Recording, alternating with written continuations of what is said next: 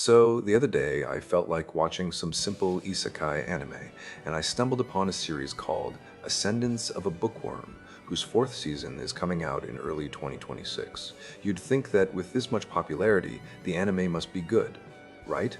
In this review, I'm only going to cover the first season because, I'll be honest, I just couldn't stomach the rest. But if this video gets a lot of likes, I guess I'll bite the bullet and review the other seasons.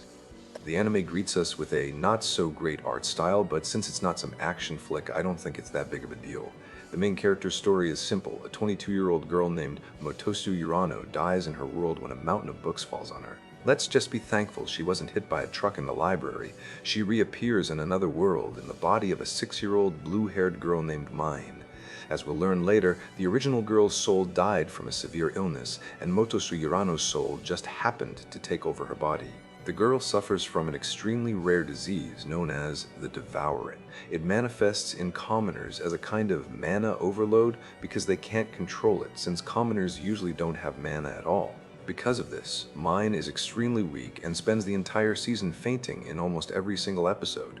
And yes, our main character has been reborn into a fantasy world with magic, which, by the looks of it, is currently in the Middle Ages. However, they only show us magic a couple of times all season, and you can forget about any cool spells. We've got magic ink, and that's supposed to be enough for you. A peculiar feature of this world is that everyone has a different hair color, and my eyes just hurt looking at all the crowd shots. The author probably thought it would be cool and original to parody the disastrous life of Psyche K, but with their art style, it just looks like crap. Anyway, I'm getting sidetracked. Let's get back to the story. Mine gets the memories of her new body and learns about her family and friends. The first thing our hero does, of course, is go looking for books, as if there aren't more important things to do right now. But when she doesn't find any in the house, she starts crying. Her parents have no idea what a book even is, and Mine starts to suspect that books don't exist in this world at all. However, while walking through the market, she sees one in a glass case. She asks to read it without even knowing the language of this world, and is, of course, refused, with the explanation that books here cost a fortune. Out of whatever crap she can find, Mine invents shampoo to wash her hair, which she's been complaining about for days. This causes a sensation in the family. We're also introduced to the second key character, a boy named Lutz. The girl goes to the city gate to deliver a forgotten lunch to her father, who works as a guard. The next day, there's some kind of harvest festival where they slaughter pigs, and Mine, completely losing her shit at the sight of a pig's head getting chopped off in front of her, faints again. She wakes up at the workplace of her father's friend, a man named Otto. Oops, wrong Otto. Although, they're both merchants, so whether that's a coincidence or not is up to you to decide.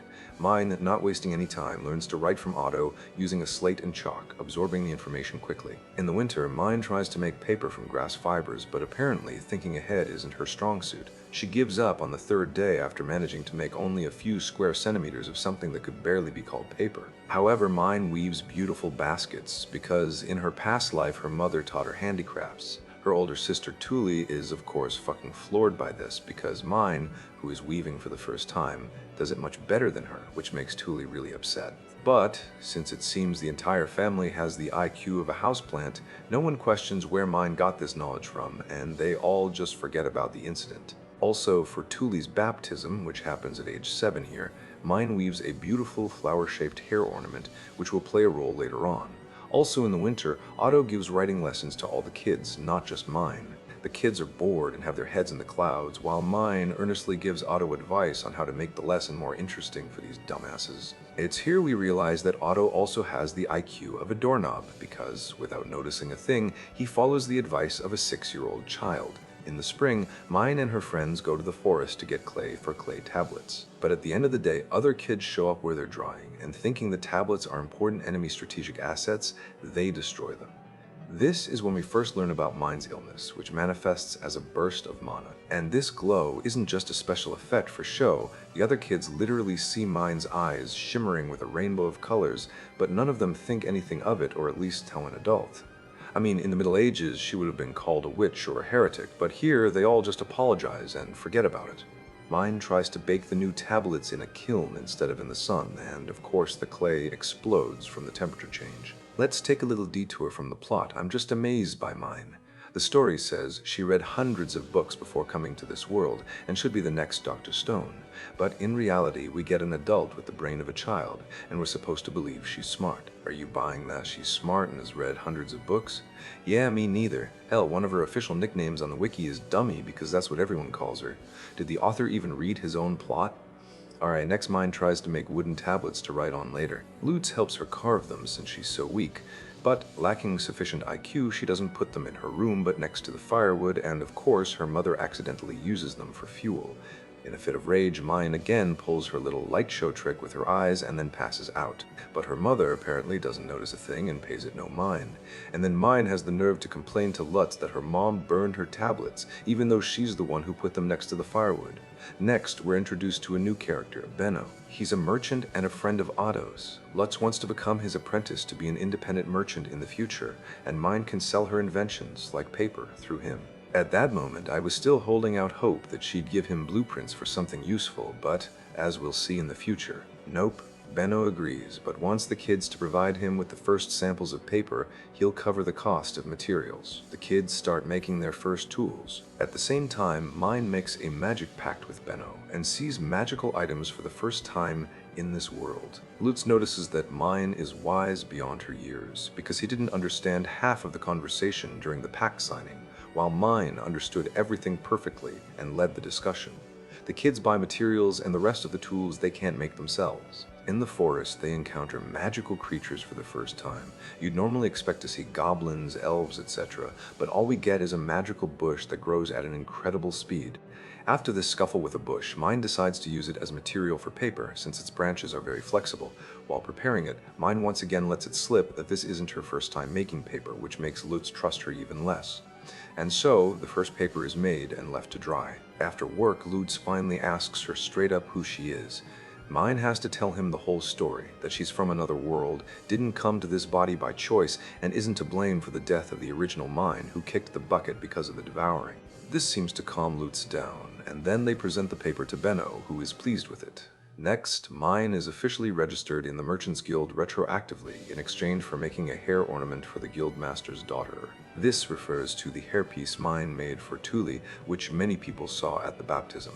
She creates the ornament for her and accidentally finds out that the Guildmaster's daughter also has the devouring, but she's not dying only because she buys expensive magical artifacts that drain her mana. Mine, on the other hand, has about a year to live if she doesn't make a fortune and buy these artifacts.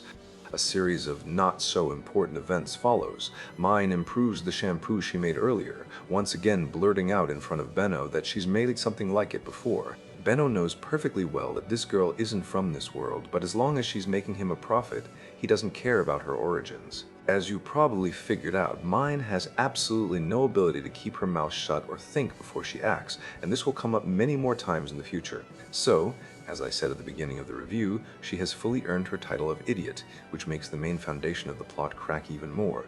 Mine is supposed to be extremely well-read and a walking encyclopedia, but apparently that didn't make her any smarter. Mine also sells her hair ornaments in baskets, after which her lack of IQ causes her to faint and wake up in the Guildmaster's daughter's chambers, with an artifact draining her excess mana on her arm. When she feels better, she pays for the artifact since she has enough money from selling patents to Benno. She also teaches the Guildmaster's daughter's cook how to make pound cake, for which Benno chews her out later. She gave away a recipe for free that could have made them a fortune. And so, the day of Mine's baptism arrives. In the church, the High Bishop reads the children the world's history of the gods, during which Mine sees a book for the second time in her life, and a lavishly decorated one at that. Later, while walking through the church, she stumbles upon a library and, like a monkey seeing a banana, immediately charges into it. But luckily for the books, the library is protected by a barrier that stops her. Mine learns that if she becomes a shrine maiden, she'll be able to visit the library, so she persuades the High Bishop to take her on as one in exchange for money. When Mine told her parents her brilliant plan, her father, of course, got angry because only orphans work in the church, and Mine wouldn't even be able to see her family since she'd have to live there. Mine assures them she'll work something out. The High Bishop, using a mana-draining artifact, confirms that Mine is indeed sick, and the church needs people with the devouring. It turns out the church is currently low on mana because the number of attendants from noble families with magic has sharply decreased in recent years. And this artifact pretty much ruins the whole concept of Mine's devouring. We were shown artifacts that break when they absorb mana, but we were also shown more powerful ones that don't, and besides, the church needs people like Mine. Why she can't just donate her mana to the church as a tithe through artifacts without becoming a shrine maiden is beyond me. Apparently that's Warhammer-level heresy, and a non-attendant can't use the church's artifacts. The day of negotiations arrives. Mine's parents also come to the church, and the High Bishop, mistakenly thinking Mine is a noble, becomes disappointed and starts being rude to her. This causes Mine to ult and, like Darth Vader, force choke the High Bishop. And since violence is the path to solving problems, everyone else gets scared shitless, and Mine is allowed to become a shrine maiden on her own terms. And that's how the first season ends. What can I say? The potential for this idea was huge. We could have gotten a second Doctored Stone, but in a fantasy world with magic. Instead, the main character was gifted with autism and dementia, and everyone has to literally hold her hand to keep her from dying along the way. And they barely showed us any magic, though maybe they will in the next seasons. Hope you liked the review, drop a like, and see you next time.